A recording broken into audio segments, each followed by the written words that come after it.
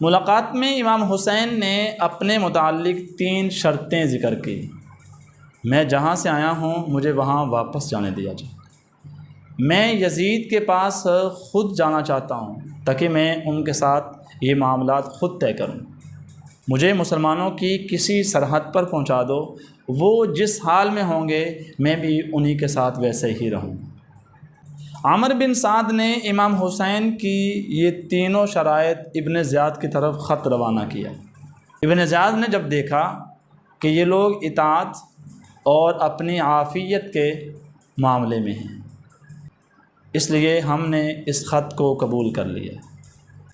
یہاں تک تھوڑا سا معاملہ طے ہو رہا تھا، لیکن ابن زیاد کے پاس شمر بیٹھا ہوا تھا۔ شمر نے کہا کہ آپ حسین کو مہلت دے رہے ہیں تاکہ وہ حسین چند دنوں بعد دوبارہ پھر آئے تو وہ قوت سے آئے، پھر آپ ان سے مقابلہ نہیں کر سکتے۔ شمر نے کہا مجھے یہ سازش سعد بن عمر کی لگ رہی ہے۔ ابن زیاد نے شمر کی رائے کو قبول کیا، یہ خط لکھا، شمر کے ہاتھ روانہ کیا اور شمر سے کہا کہ اگر یہ ہدایت عمر بن سعد مان جائے تو ٹھیک ہے، اگر نہ مانے تو اس کو میرے حکم پر عمر بن سعد کو قتل کر دینا۔ تو شمر جب آ رہا تھا تو دور سے ہی عمر بن سعد شمر کا چہرہ پڑ چکا تھا۔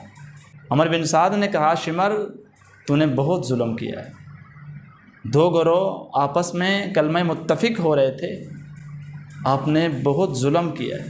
شمر نے جب وہ ہدایات حضرت امام حسین کے سامنے بیان کی تو امام حسین نے صاف انکار کر دیا۔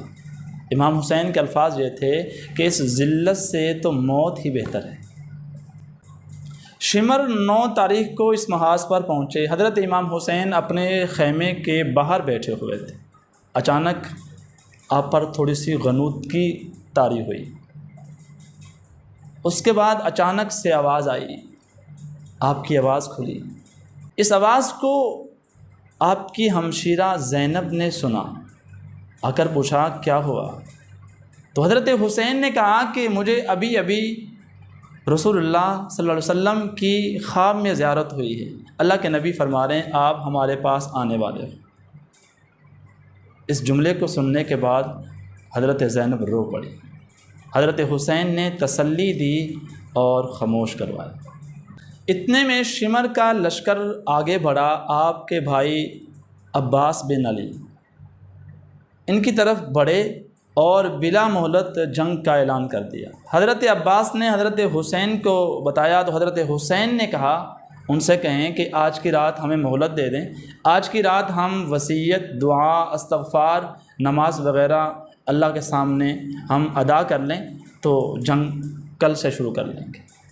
تو جب یہ پیغام شمر تک پہنچا تو شمر نے سعد بن عمر سے مشورہ کیا تو انہوں نے آج کی رات جنگ ملتوی کر دی۔